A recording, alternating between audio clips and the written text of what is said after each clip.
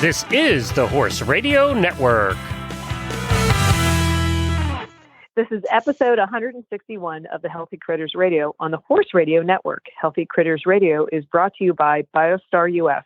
Find them online at biostarus.com. On today's show, Lizzy Meyer joins us in Roundtable for her adventures in puppy training. In the Critter Corner, we focus on preparing chicken coops for the backyard chickens. Critter Nutrition is all about a cool-down formula for dogs. And in Coffee Klatch, we ask, what's the best advice you've gotten from an equine trainer or instructor? Listen in.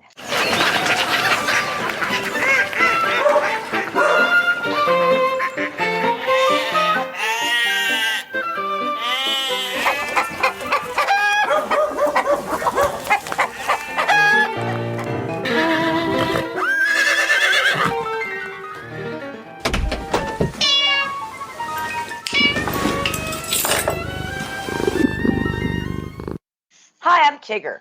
And I'm Patty. And our producer is mute.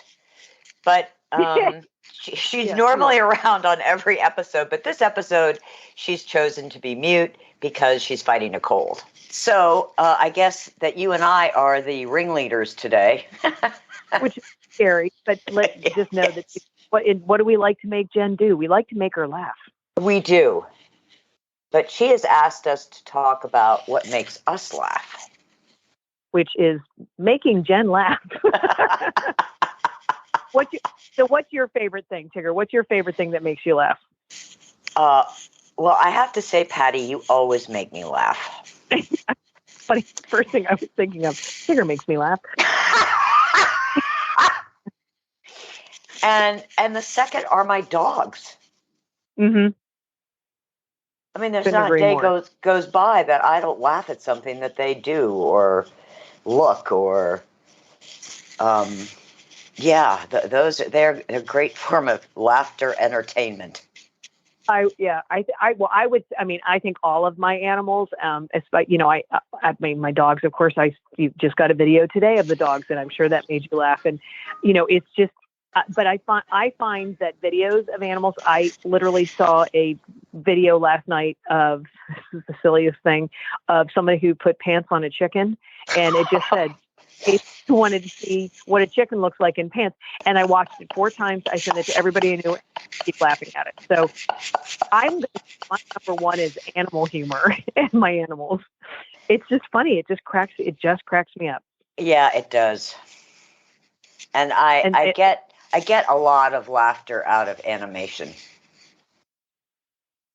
Oh, okay. Like animation, what do you animate your animated animals, or do you No, like, watching animation that's funny. Oh, okay. Like, yeah. Do you ever watch Simon's Cat? No. Well, it's a guy who draws his cat, and then he has cat friends, and the human is always a sort of adult who owns the cat, and the cat always outsmarts him, and so he makes these short little YouTube videos, and it's all hand drawn. And it's now. So great. Yeah, I'm gonna have to watch this for sure. Yeah, I even have a Simon's Cat calendar. Because it's just... Does this surprise me? No. No. No. Yeah, no. But okay. we have some more laughter coming up. This is going to be a really funny show. I think it is. I can't wait to hear about our friend's adventure. Lizzy's adventures with a puppy. Every day when she catches me up on the further adventures, I literally hurt from laughing. That's okay. I can't wait to laugh. So here we go.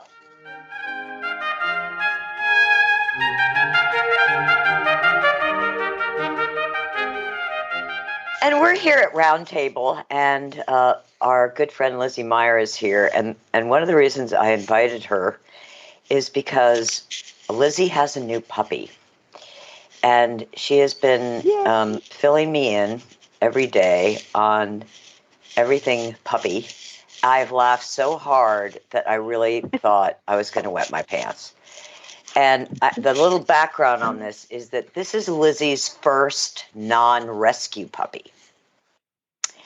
So this is the first puppy that is actually not traumatized or have a broken leg or anything. And she spent 3 days with the breeder learning about the breed and structure and temperament and drive, and I really respect that, because I think where a lot of people can run into trouble when they decide they want to get a dog from a breeder is they don't have the time or don't spend the time to really get to know the breed before they bring it into their house.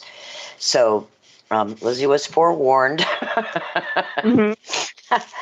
And her animals which are horses and a goat and chickens and cats and dogs, are doing a very good job of helping her raise the puppy. I might add. So it takes a village would be the topic for roundtable. So welcome, Lizzy, and and all the adventures of puppydom. Oh, thanks, Tigger. This has been a most memorable week. I have a very important question. It's very important. What is the puppy's name? The puppy's gone through several iterations of names. His name is Bravo. Oh, I'd love that. Currently, okay, so I think it's going to stick, though. Okay. That's a great name. Yeah. It's a great name. Yeah, thanks. We were calling him, as in the cats and myself, we were calling him Texas Pete. But okay, he's really a Bravo. So. Oh, I love that. Everything he does earns Bravo, just in different tones of voice. Yeah. So for our listeners, this is an Australian Shepherd, and he is 10 weeks old now?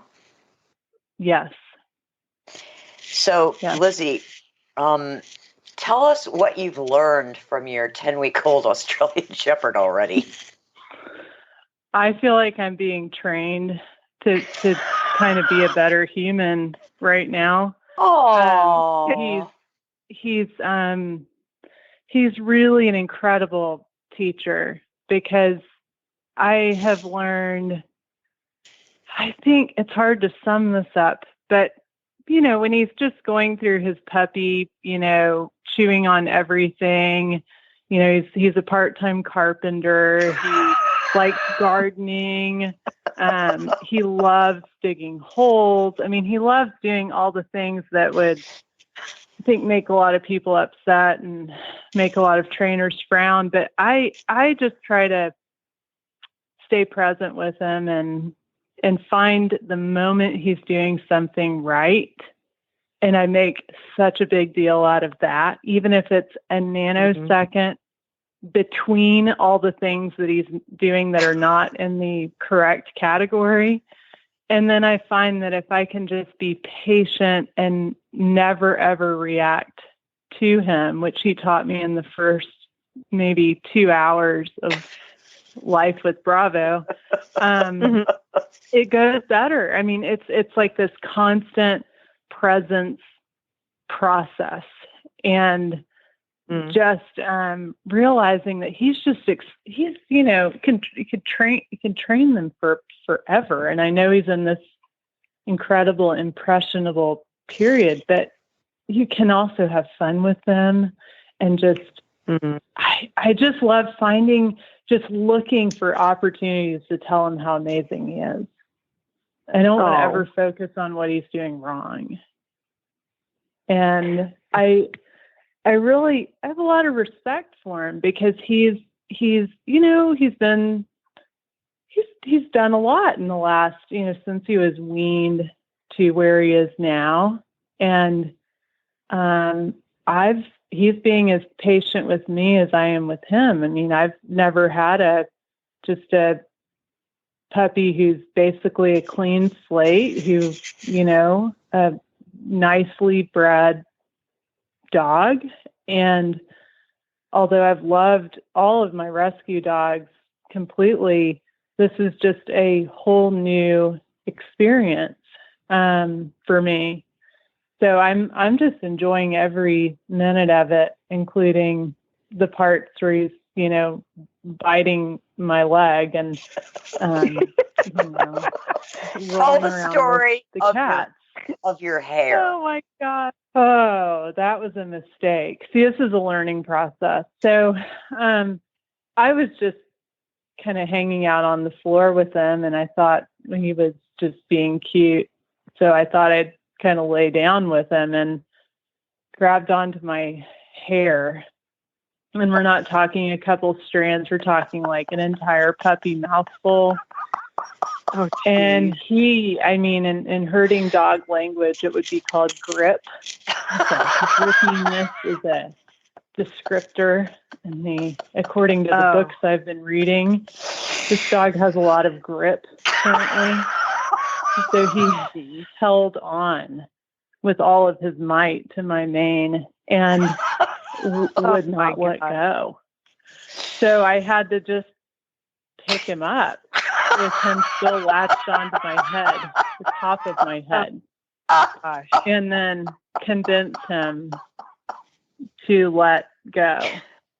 And he did without pulling any hair out. So I really appreciated that and decided not to put myself in that position again. It's probably wise.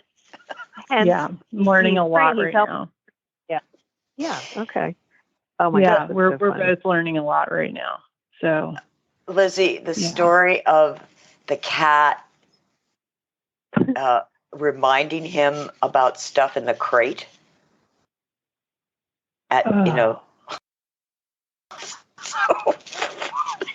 Where Butterbean, the black cat, walked into the crate.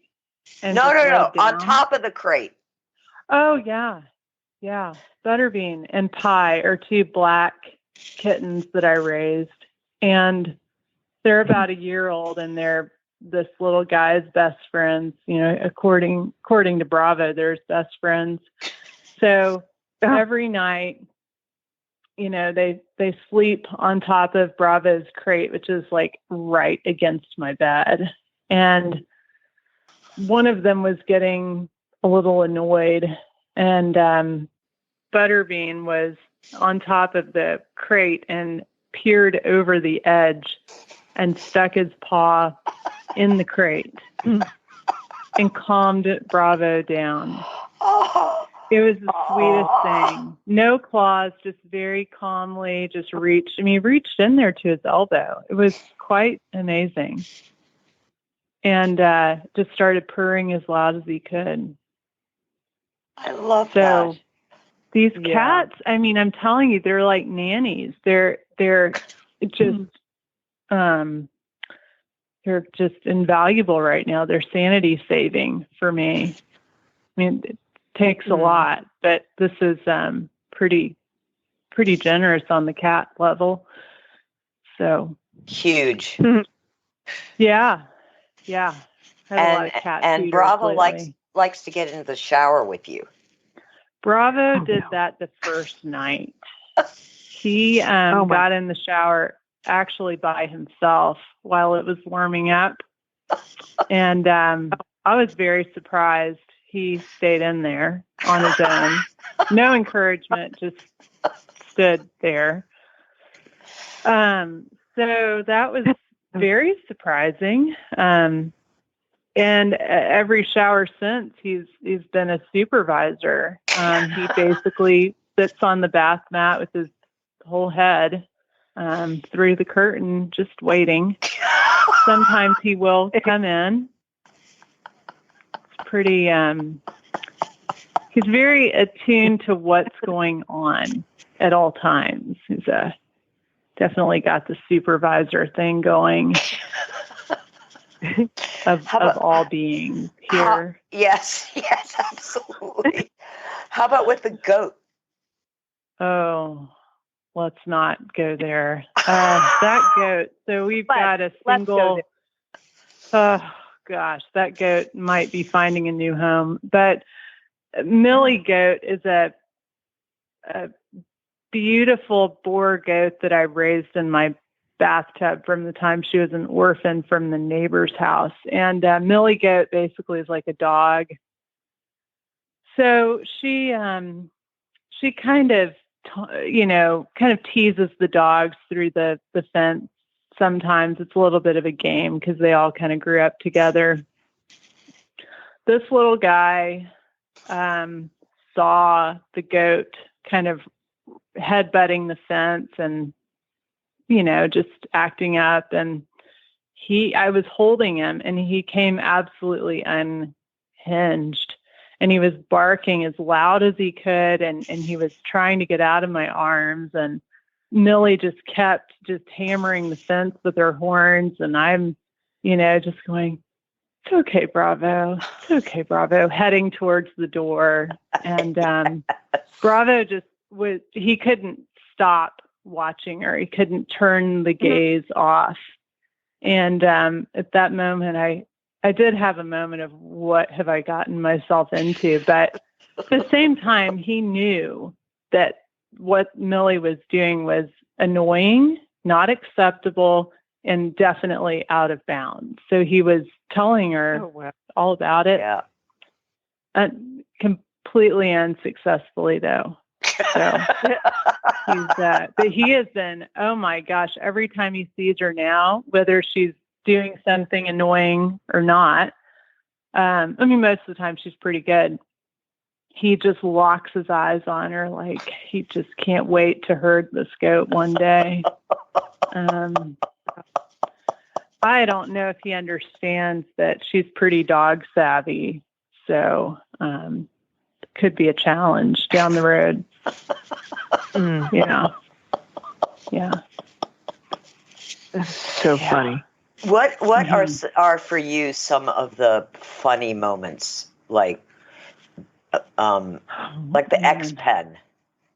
Oh, geez. This X pen was supposed to be this fabulous idea. Let me tell you, it has been a mixed. It's been a cage of mixed emotions for me because he does not like containment at all. And so it's taken a lot of getting used to little amounts of time in the X pen and in the crate and feeding him in these places, et cetera. But he really likes to be near me. So we basically drag the X pen all over the house, depending on where I am for the most amount of time. And he thinks it's kind of fun because he comes in, he goes out, he's in a new place, and it's a changing environment, but yet he is learning that this X10 thing is not a big deal, and that good things happen in there. But I'm just getting used to it being next to me, kind of at all times. So we're working on kind of gradual distancing and building some confidence in these enclosures. So that's been an adventure in itself. It sounds really easy, but it's some work. I will tell you. And how's the clicker training going? Oh my gosh, clicker training is a lifesaver. I think, Tigger, I think you encouraged some clicker training, and as did a couple of my other dog friends. One of which is a trainer, and the clicker training has been the key to really getting his brain going so that he's tired. And I'm amazed because he can sit. He's learning how to wait, just standing, just wait. He's got place down, and we're moving to different rooms where to do place. And he's amazingly smart. And he starts offering to sit, and he's offering to wait, or you just find little opportunities where he's just being a great puppy and just finds, okay, he's laying down, but he's being quiet. It's like click and treat. Good down, or good quiet, whatever it is. And I'm sure there's a lot of refinement. I'm at a very basic level of this, but he is picking it right up, and he has figured out how to get the human to click that thing to get to that jar in that kitchen. And he comes to me, and he looks at me like I'm ready to learn something, and he doesn't care that I'm doing something else.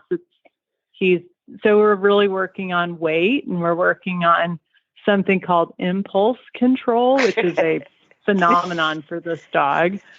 But we're just, I've had to learn, like, there's different clicker styles, believe it or not. I had just sort of a generic clicker with a cord. I was told by someone on this call that I'd be wearing a clicker around, like just wearing it with me. And I thought, this is just out of her mind. And it's true. You want to buy a pack of mini. But really it's so easy just to find the click that they like. Like the one that I had was kind of loud. It was a little bit overwhelming, even for me. But he's a sensitive guy, and I think he attracted a sensitive human. So, I mean, we're a good match. But there is a type of clicker that's made for parrots. And you can use it for dogs, too. But it's a smaller clicker with a softer click. And he actually likes it more. He volunteers to do more things with that than the more harsh one, which is totally surprising. Yep. But he's just showing me what he likes, and I love finding what would be, in his mind, high value treats. He's definitely not picky, so that's good. But having a variety of treats that are in that high value category definitely inspire him to want to learn even more. And I love that I can say, "Bravo, crate," and he literally takes off running to the bedroom, to his crate, spins around and waits in the crate for me to click and give him a treat. That's awesome. Isn't that he awesome? He is brilliant. Yeah. And he's doing it with the pen too. He's doing it with the pen today, and he'll do it with his bed. He's, oh my gosh, just incredibly smart. Yeah, but not what crazy. Is it, what is it that he does in the kitchen to let you know he wants to eat? Oh, this happened on day one. He just knows. He just knows me. So he would go to the sink, sit on the mat by the sink, and just stare at me and wait at the sink. Oh. And I'm like, "Bravo, are you hungry?" And he just, just twists his head, and, it's a definite yes. And so then I make him some delicious food with his kibble and some sort of healthy topper. And he, oh my gosh, this dog can eat. But he tells me, like, I'm hungry. I'm hungry. And it's at the right time. It's not like he's just doing this.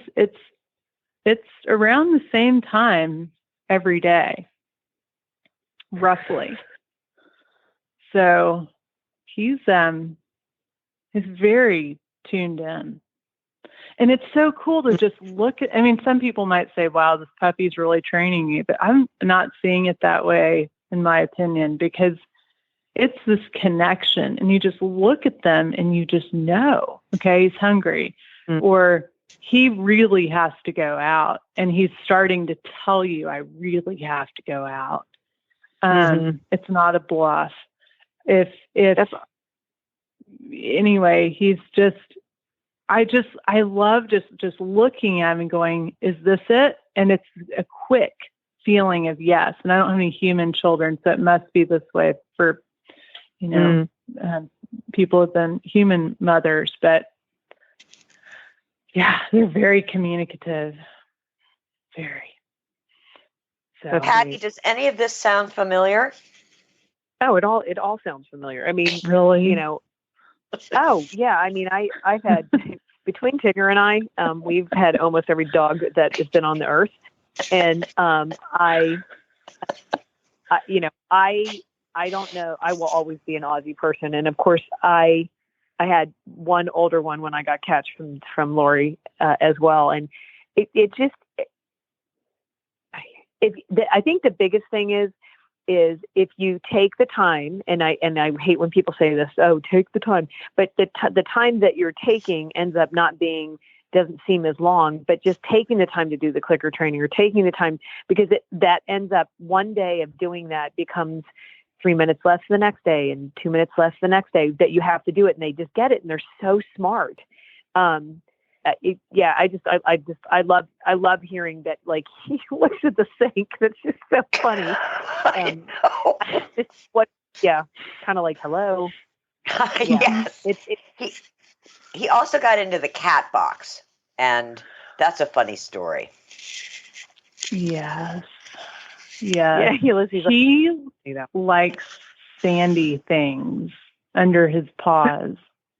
So he basically, these are some of his gardening skills that I have told him since he started this project, that these are not welcome in the house. And he has been the perfect, like, you look at these things and you just say, this is really annoying, but this is an opportunity to teach him, leave it, and reward the heck out of him when he walks up to the litter box and he leaves it and he's making a choice. He's looking at it. He's seeing, is there anything in there? Should I do it? I don't know what he's really thinking, but that's what it looks like. And then he checks in and you say, leave it. And you give him something else, like, bravo, here, and then go do something. And it's like the first couple times I kind of let it happen because I wanted to see, well, what's he doing? Does he just want to play in the cat litter, or is his litter boxes are really clean?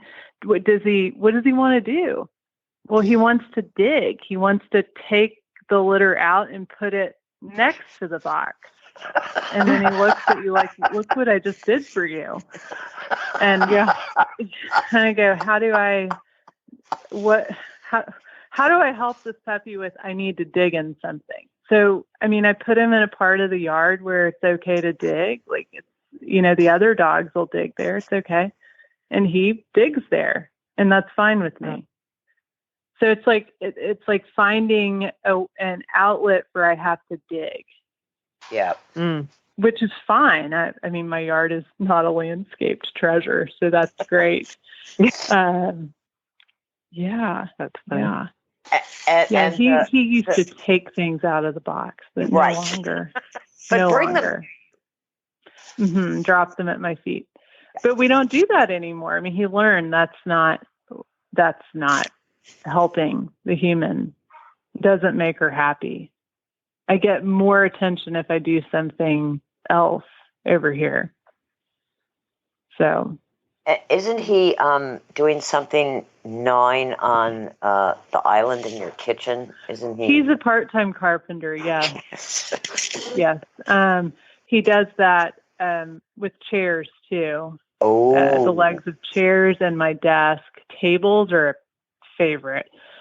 So I kind of thought, okay, all right, obviously we're gonna go with leave it, but we need something else to chew on that's kind of firm, because he has this need. He's not doing it to be bad. He just has a need of, I need to chew on something like that texture. So I've just taught him leave it, and or sometimes I'll see him doing it and I'll just think in my mind, leave it, and he stops. He just stops. Wow. And we go redirect quickly, very quickly, the second he's done with it. So that's great, because I've also learned with this particular puppy, if he's doing something that you don't like, if you have any elevated energy towards it or excitement towards it, it just makes it worse. Yeah. It just fuels the fire, and he's a little fire element to begin with. So I have to just stay very grounded and calm and just be very clear. This is okay. This is not okay. Here's an alternative to the thing that you're doing right now. And I'm sure there are some trainers that would say other things, but this is working for right now. And he's not stressed about it. And to me, that's the most important thing is the relationship. Mm-hmm. And having those boundaries, sure, but that's that's a constant process with, this whole thing, this whole relationship. So it's just I have to tell you, Patty, that on, I think it was day 2, maybe day 3 of Bravo being at home with Lizzy, we're on the phone. She said, "Tigger, I get it." Yeah. It is different. It's so funny. It totally is different. I mean, you've got to be engaged with this type of dog. It's not just one you can bring. Because they'll figure something out whether you are involved in it or not. Yep. Yeah. He would be doing his own projects for sure. Not seeking approval first. So. Well, Lizzy, thanks for coming on and sharing the stories of Bravo, and we'll have you back for the next phase, because every phase with a puppy is always interesting and challenging and wonderful all at the same time. So thanks, Lizzy, and thank you so much. Big cuddles to Bravo. Well, he's slept the entire time, so this is perfect. Yes. And thank y'all so much. If our listeners, if you want to get in touch with Lizzy about some of the work that she does with heart math and helping people with bereavement, her website is in the show notes, and it's mariposaheartworks.com.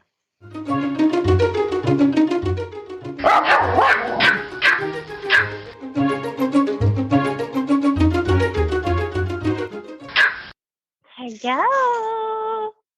Hetty. Hi, Hetty. Hello, everyone. How are you? Thriving, thank you.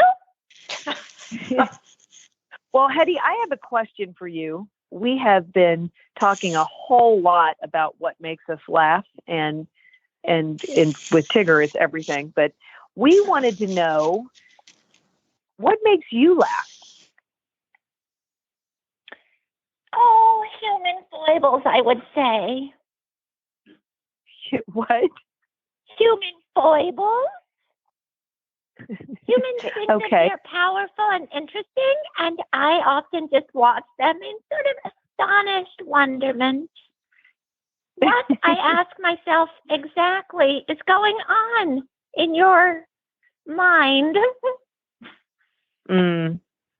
I can imagine. Does your sister make you laugh as well?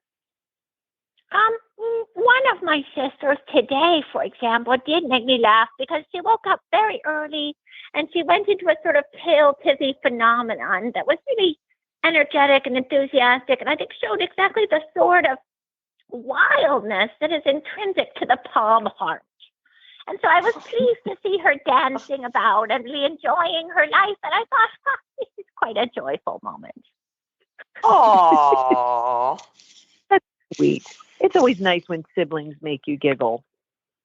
Yeah, exactly. At 4:15, who doesn't like to see an 8-pound dog whirl in circles and gleefully rub its body up and down the bed and then roll and roll and roll? Well, I'm sure your servant doesn't always love that. It is her privilege to know us. We keep forgetting that part. Yep, my bad. Yeah, it's important that we all remember just how lucky she is to know us. Mm-hmm. True. Yeah. Because she really does not deserve that kind of honor. Yeah. When you're just bringing her all that joy, and I'm sure you make her laugh. Oh yes, we bring joy all the time. Joy.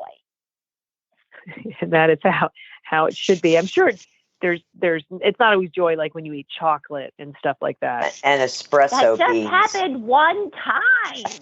Everyone brings it up like it happened so often, and it didn't. And that is what makes me mad. Well, the mad is going to have to be for another episode. We were just talking about laughing, but we'll definitely bring that up again. Yeah, for sure. I just want chocolate. Chocolate would make me laugh. Oh, I bet it does until it doesn't. Yeah. No, it pretty much does. I mean, whatever issues it might cause others is really sort of not mine issue. Yeah, it's pretty amazing. Thanks, Yeah. Hetty. Thanks, Hetty. Bye, ladies. Bye. Have a Bye. good week.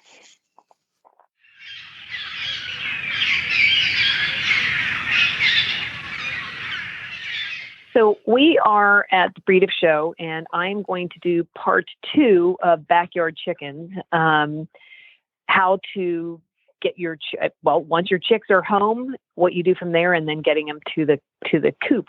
So you've got your chicks. I recently ordered mine in the mail, which every time I say that sounds so funny. I had been advised to call my local post office to let them know that I had chicks coming in, and was just so certain that they'd be like, "You're what? You're mailing chicks?" Well, apparently it happens all the time. So I wanted to make sure they knew, because I was so stressed out about these chicks, coming in the mail. But I went and got them. They were perfectly happy and healthy and ready to bring home. So obviously preparation is the key. I had a large trunk, which I talked about in our last episode, about cutting the top out and putting some chicken netting there, very tight. It's almost like a cloth. Great for ventilation. Put down some pine shavings at the bottom with their water and their food source, and their heating lamp. I chose to go with a more expensive heating lamp that's they can go under, kind of more like having a mama chick. And you take them out of the box, and it's amazing to think that these guys didn't know each other before they got in the box. And you take their little beaks, you dip them in the water, and boom, they know how to drink the water, and they start pecking the food. And the rest is really, honestly, it was quite amazing. I have been handling mine every day, which is good because they grow fast, and the more they're used to you picking them up, and you don't obviously hold them tight, and you can go online to see how to pick them up, but they're really quite inquisitive and quite adorable. So you get that all kind of down, and you just sit back, and you'll be sitting, I have mine now in a bedroom. They're going to eventually move to the garage when they start to smell, which will probably be by next week. But after they're 6 weeks, the next step is to put them in the coop. And again, preparation. You have to make sure that it's predator proof, and there's numbers of coops and designs online. I think honestly the best thing, going online, but just asking any friends that have chickens, because everybody sort of has their experience. And I feel like that's the best advice, because then you can sort of formulate what you want to do and how you want your coop to be. We're fortunate. We have a large building in the back that had actually some goats in it, and we're converting that into the coop. But you have to make sure they have roosting bars and laying boxes for the hens. Most people say you want to move them outside when they're about 6 weeks old. I'd gone online, and they have a little bit of a ranging of the temperatures, and you'd be surprised at how warm they need to be. But around week 1, they have to be between 90 and 95 degrees. By week 6, they are fine about 65 degrees. So you can see in 6 weeks, they do rapidly grow. They look completely different than when you get them by 6 weeks. They do go through an ugly duckling stage, Tigger, do they not? Oh, they because do. At one point, you were that cute little fuzzy thing. Yeah, but I mean, mine are still cute, so I'm just preparing myself. So you move them out when they're 6 weeks old. So obviously the coop's going to be substantially larger when you first get them in there. At this point, they don't need a supplemental heat source, and that's why at 6 weeks is the key. But all of this is going to be new to them. And if you've been, picking them up and making them their pets like we have, you're going to get to know their personalities a little bit. So you just don't want to put them into the coop or into your backyard without kind of letting them adjust. So some people recommend that you keep them in the coop part so they know where their home is. Another source I've read, and I'll be interested to see what you think, Tigger, is not letting them getting in the laying boxes, because this would sort of be a natural refuge for them. And they recommend like just blocking off the laying boxes till they obviously are getting older, because they don't want them to go in there and, make a mess. They just want to use them for laying boxes. Have you ever heard that before? No, but I've never had young chicks try to get into the laying boxes. The laying boxes are up pretty high. Okay. Well, that's a good thing to know, because at first I was like, that's so mean. Let them get in there. And then, but as I read on, it just explained, because if they go in there and they poop in there and they do whatever, that you want to teach them just to go in there, and they'll teach. When I say teach, Mother Nature teaches them just to go in there and lay when that time happens. But blocking them obviously is supposed to help them not go in there. So that's interesting. So then eventually their other buddies will figure it out, and they'll get on the nice little roosting bars that you've. Yes. So that's actually a good question, Tigger. So with your roosting bars versus the laying boxes are up higher than the roosting bars? Well, there's some roosting bars that are up higher than the nesting boxes. We have graduated roosting bars. So there's some that are low and some that are medium and some that are high. The ones that look kind of like a ladder, because I've seen those too. Yeah. Like they go. Well, that's cool.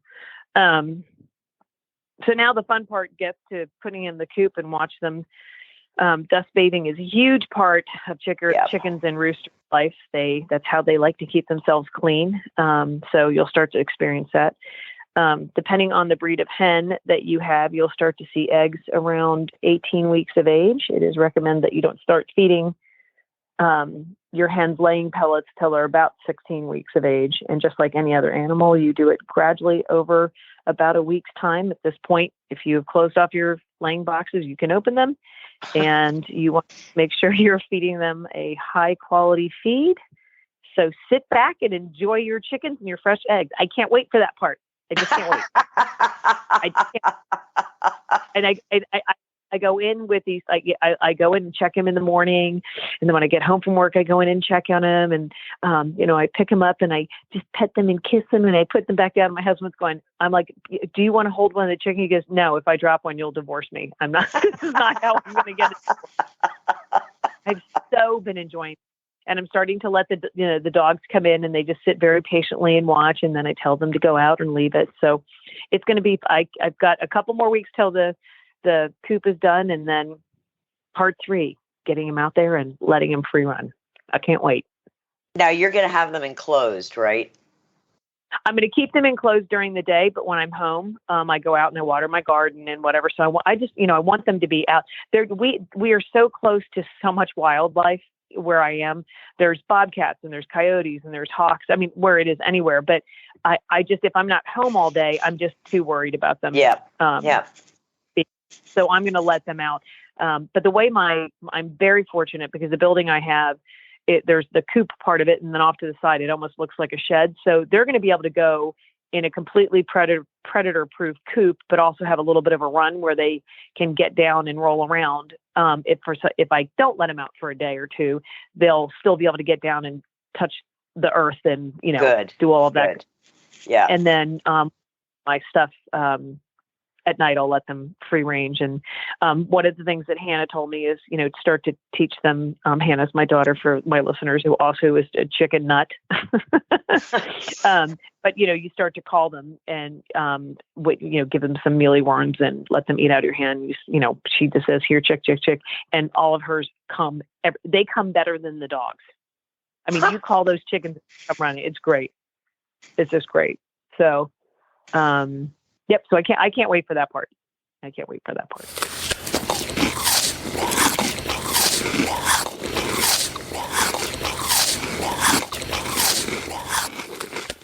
And now we're at Critter Nutrition, and the focus today is on a cool down formula for dogs. In 2016, Biostar introduced Buckaroo's Cooling Stew based on the Ayurvedic principles of cooling and neutral foods. Dogs who suffered in summer heat did very well on the cooling stew. However, I felt it didn't address other factors that create heat. The most obvious sufferers of excess heat in the body are dogs with allergies and skin issues, as well as dogs with excess heat in their GI tract. Introducing Buckaroo's Cool Down. Think of it as Buckaroo's Cooling Stew 2.0. In Eastern medicine, plants, seeds, grains, dairy, and meats are categorized as warming, cooling, or neutral. Applying this approach to seasonality means that in the summer, one would choose cooling foods like watermelon, mangoes, cucumbers, squash, quinoa, oats, and red lentils. In winter, one would favor oranges, cranberries, artichokes, carrots, corn, tomatoes, brown rice, miso, navy beans, and tempeh. Warming, cooling, and neutral also apply to conditions of the body. Too much heat in the GI tract or excess inflammation, cooling and neutral foods would help reduce the fire. If a dog is weak, thin, poor appetite, moves stiffly, it would help to add warming and neutral foods for better circulation to increase digestive fire. A large dog with a well-developed skeletal frame that is overweight with a sluggish metabolism benefits from edibles that are warm, light, dry, and easy to digest. Buckaroo is my 7.5-year-old Aussie. When we created Buckaroo's Cooling Stew, it was for him. He is a heavy-coated Aussie who needed cooling, not warming foods in the summer. He is perpetually on a diet. My partner Peter argues that Buckaroo is just big-boned. But in truth, Buckaroo looks like a walking ottoman. He is not my most active Aussie. If he were a human, he'd spend most of his time lying on a couch flipping through the TV channels. Last spring, he developed a chronic itching. Thought it was a food intolerance, so first eliminated chicken for 3 weeks, then eliminated beef for 3 weeks, then eliminated turkey for 3 weeks, and no change. He just kept itching. Tried various herbs. Bovine colostrum helped, yet did not completely stop the chewing and licking. Took him to the vet. Did blood work. All normal. Vet prescribed Apoquel. Reluctantly, I put Buckaroo on the Apoquel, and the itching stopped. But I knew this wasn't a long-term fix.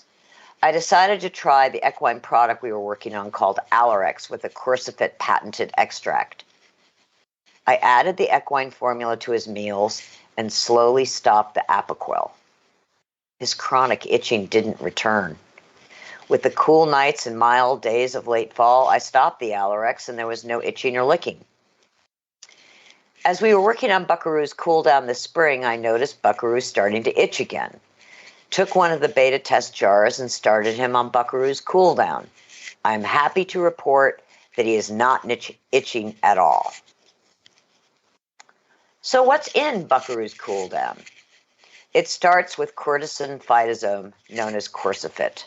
This is a patented extract. It is 20 times more bioavailable than quercetin powder.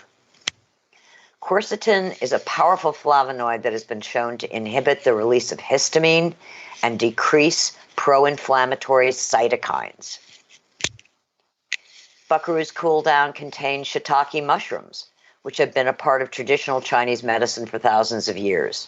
This is a neutral food, not cooling or warming. It is used traditionally to replenish qi and support spleen, stomach, and lung meridians. Research has shown shiitake mushrooms provide immune support and bioactive components for antioxidant defense in the body. Quinoa sprout powder. This seed is native to South America and is classified as cooling. Quinoa was the staple diet of the Incas. Quinoa is phytonutrient dense, including flavonoids such as quercetin, tocopherols and tocotrienols, carotenoids. Sprouted quinoa has a benefit because it provides the extra advantages of easier digestibility and increased nutrient bioavailability. Goat whey protein. Goat and cow's milks are considered cooling in Ayurvedic medicine. However, goat's milk is considered tridoshic, that is, balancing for all three doshas, while cow's milk is not. Biostar uses non-denatured goat whey for better bioavailability. Organic kale, classified in Ayurveda as a cooling vegetable. It provides antioxidants, carotenoids for eye health, plus quercetin. It is an excellent source of chlorophyll. Celery, classified in Ayurveda as a cooling vegetable. It is low in calories, provides vitamin K and vitamin A. It's high in fiber. Whole egg, both cooling and warming. The yolks are warming, the whites are cooling. Most of the lipids, vitamins, and minerals are concentrated in egg yolk. It is the yolk that provides specific proteins and glycoproteins, such as immunoglobulins. Pumpkin meal, classified in Ayurveda as cooling to the body system. The fiber content of pumpkin is important for digestive regularity, from mild diarrhea to constipation. If you're looking for cooling proteins to feed your dog in the summer, the best cooling proteins or meats would be buffalo, white meat chicken, freshwater fish, rabbit, egg whites, white meat turkey, venison, cottage cheese, and goat's milk. Buckaroo's Cool Down is an important supplement for summertime heat, as well as providing support for imbalances of excess heat in the body system at large. Buckaroo's Cool Down can be used as needed or every day and will be available July 6th. Real horses and real dogs are healthier, perform better, and recover more quickly on real food. That's why Biostar empowers horse and canine owners with 100% whole food nutrition, supplements, and feeding programs. Biostar products are made at their own certified non-GMO facility in Gordonsville, Virginia, using real food ingredients that are raw, freeze-dried, or dehydrated, never cooked, and are free from artificial flavors, colors, soy, corn, wheat, and molasses. The Biostar product line includes a wide range of whole food, horse and dog supplements, treats, and unique artisan poultices that embrace the ancient and traditional uses of clay and plants. Visit biostarus.com today and learn about whole foods and canine and equine nutrition so you can make the best decisions about the care and health of your horses and dogs. That's biostarus.com. Whole food nutrition the way nature intended.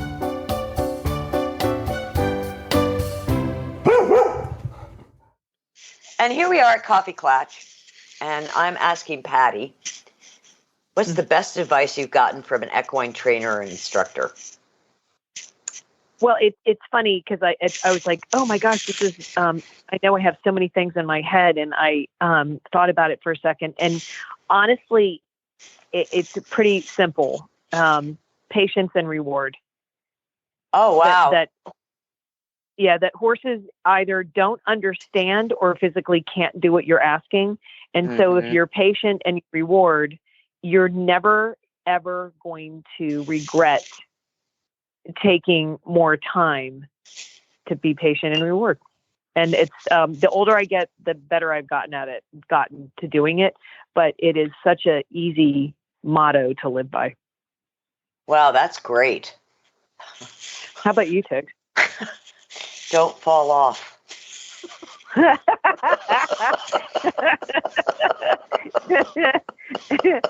That's better.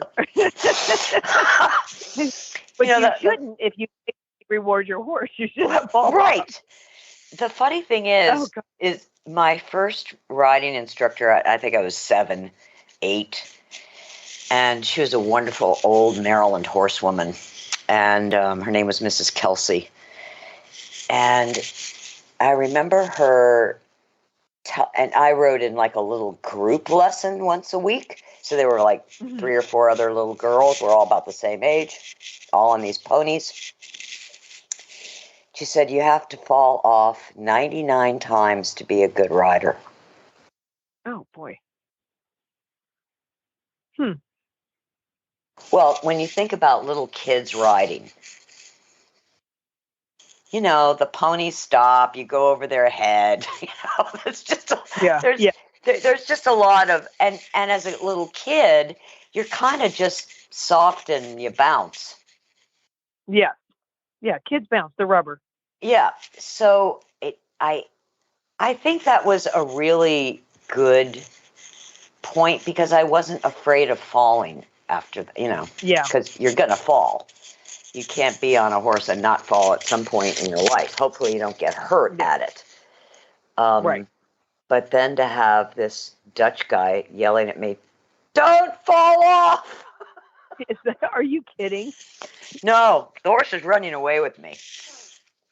Don't fall off. Okay. Yeah, but I thought that, actually, I thought that was very good advice. Well, that because I was an adult then, and falling is very different when you're adult than when you're 10. That is so funny. That is so funny. Well, that's So good advice. if you have a favorite, what do I want to say, a mantra from a trainer or instructor, let us know. We're on Facebook, Healthy Critters Radio. Thanks for listening, everyone, and thanks to our sponsor, Biostar US. You can find them online at biostarus.com. Get the Horse Radio Network phone app on iOS or Android by searching for Horse Radio Network in the App Store. It's free and easy to use. For details about today's show, go to healthycrittersradio.com, where you can find links, photos, and more information about our guests. As always, we love your feedback. Please follow us on Facebook under Healthy Critters Radio. Be sure to visit all the great shows on Horse Radio Network at horseradionetwork.com.